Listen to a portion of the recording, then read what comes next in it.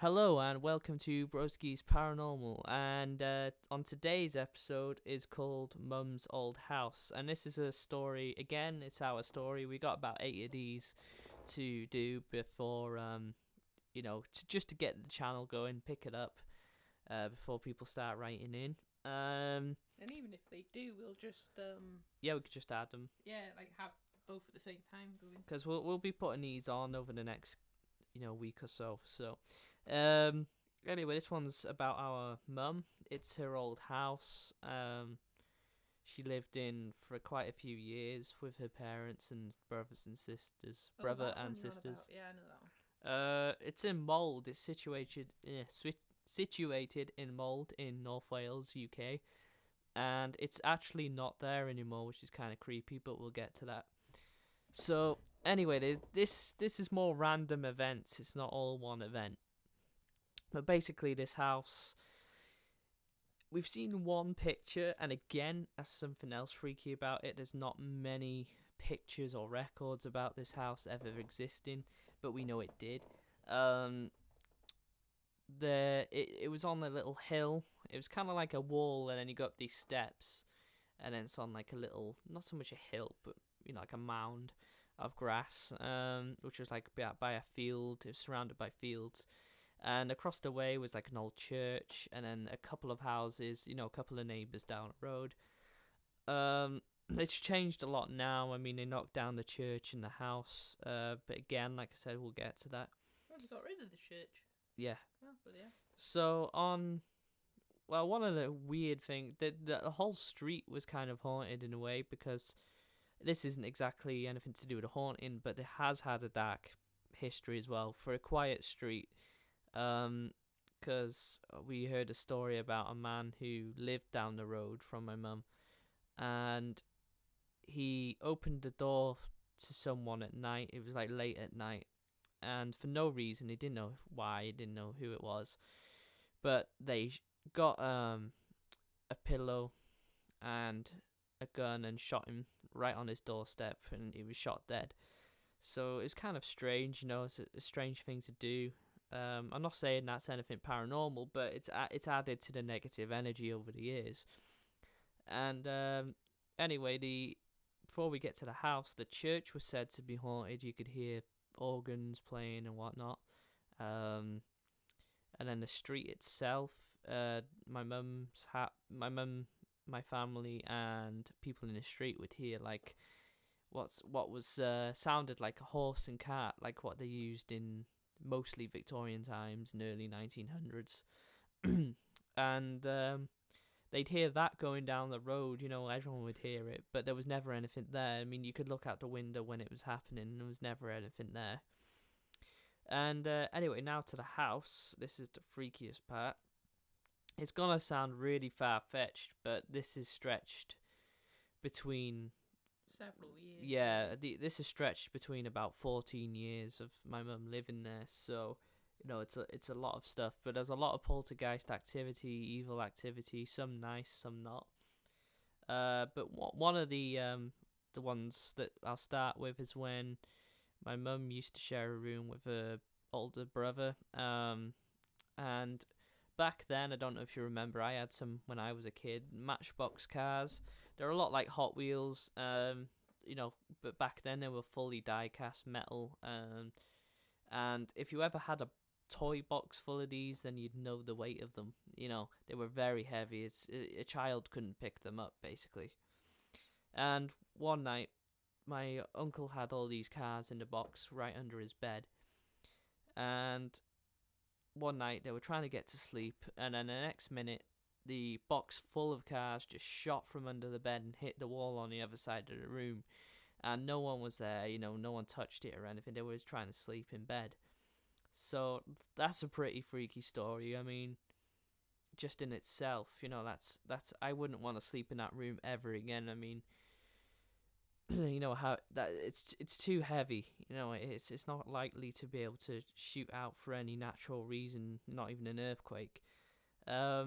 And then in the same room, there's a similar event where a book lifted off the shelf, floated for a bit. My mum said it spun around for a bit, and then it just like threw itself and hit the floor or the wall, one of them.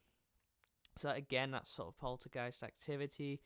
I don't know if it's the same spirit. Who knows? I mean, there was a couple of things here. The third event that I know about in that room was when my mum woke up when she thought she felt something on her bed.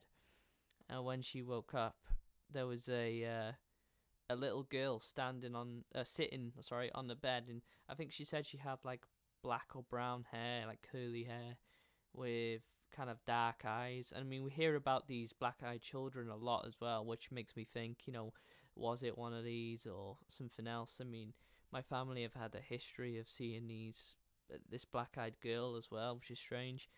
I'm looking forward to the day we see it, if it is some sort of family thing. And so anyway, that was that. And then this what didn't all happen to my mum either, because the whole family had just seen things, heard things. I mean, there was always noises and that.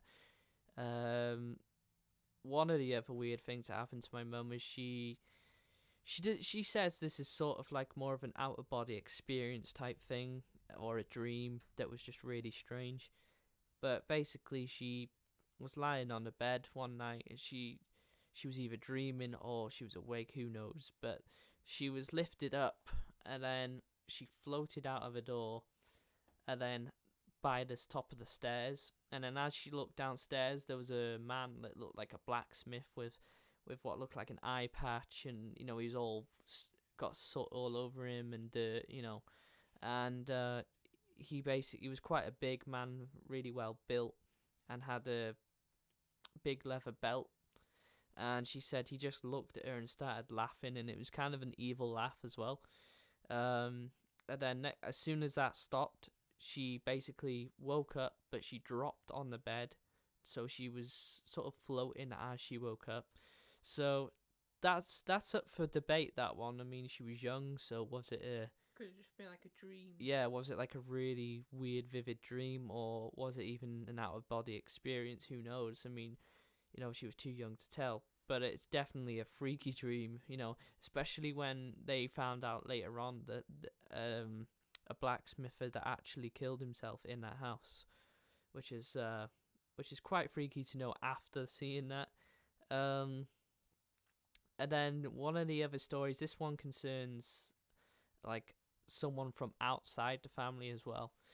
Basically, my auntie had a friend, and he never believed the stories, so she said, well, come round to the house and stay the night, and you'll see something, you'll hear something. So he agreed, and they were all downstairs, and they were sleeping on the floor, and everything was fine for a while. They were just talking and whatnot, and next minute they heard this chanting type sound. So they looked out the window, and they all swore they saw what looked like little men, like monk type things, with like dark robes, walking up and down the not so much the driveway, but like the entrance to the house, the steps. And they were walking up and down, chanting with what looked like lanterns in their hands. And that makes me think maybe that's connected to the church and that. And then the final story, the friend never went back, needless to say. And the final story that I can remember, and this is possibly the freakiest story, is when stuff had been happening, and my granddad had just had enough at this point, and he said, right, we're going, and it wasn't long after Christmas, and he said, right, we're going to live in the caravan for a bit, which was outside the house. So he moved them all out, got them in a caravan, and then they settled down, and my uncle realised that he didn't have his new cassette player, and he was a big fan of Elvis, so he wanted to listen to his Elvis tapes and whatnot. So my granddad said, right, I'm going back in and getting it for you. So he went out the caravan, he started walking towards the house, but as he was walking towards the house, it was snowing at the time, but it was thick with snow. And as he was walking back towards the house, there was like drops of blood on the floor, and no one had cut themselves or anything, so that kind of freaked him out a bit. And then when he got in, he got the tapes, came back out, got in the caravan, and then my uncle started playing these tapes, and he put an Elvis tape on first, and all you could hear was growling apparently, and it started off quite quiet, and then as the tape went on, it got louder and more sinister. And then when it stopped, they rewound it to play it again, but it was Elvis. It was back to normal. So that's a very freaky thing to hear, especially when you're quite young yourself. I mean, it was growling on the first occasion, and then on the second occasion it was just plain tapes, and I've heard of stories like that before as well. So And I like to chime in on that as well. I mean, I got old Star Wars tapes, yeah, and I know that they can distort, but I've never known one to do that. Like mine, do a thing where it'll sort of start going like this, yeah, and it'll then go slow back up down to and then normal. go on. But I've never had it like completely make a different noise No. and then just stay and then rewind it and play again. It'll usually carry on doing that glitch. Yeah, So yeah. that's hard to explain. So that was an odd thing, and the blood as well. I mean, what was that about? But the other freaky thing about this whole thing is when my mum left. She was about 17. She left home and got a flat, and my grandparents stayed in that house for another year or so, maybe a couple of months. And when they moved, they were told that the house was getting knocked down, and they were gonna build stuff, around it and that. They reckon the whole street was going to be so it wasn't it to make a road. Yeah, they were gonna make a road through the whole street basically. So they knocked the church down, and they knocked the house down because they were like in the same sort of place but across the road from each other. But anyway, they never actually went ahead with any of it, and no one knows why. And they only wanted to knock them two buildings down as well, which just happened to be where freaky events were happening. So, it could have been pure coincidence, could have been nothing. But I mean, it's kind of strange to me how all this weird stuff happened in those two areas, and yet those are the only two areas they knocked down. They didn't knock down any of the other houses when they could have done, and they didn't even use it afterwards. They knocked it down and they left it. Yeah, when you drive past now, you can still see the steps leading up to where the house was, all untouched, but there's no house. There's just a tree. So that's kind of freaky, and just makes you think. It's a shame because I bet that would have made a great place for hunting or something that you don't know, do you? I mean, it's one of those occasions where I wished I could have witnessed some of that stuff, in a weird way, because I'm into that kind of thing.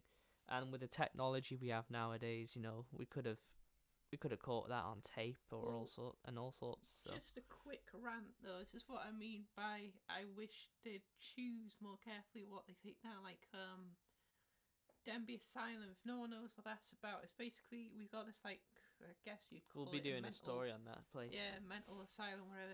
And it's a really nice looking building for one. Apart from where it's been a bit damaged, but it's a great place. It has a lot of history, but there's also a lot of rumors of ghosts and stuff.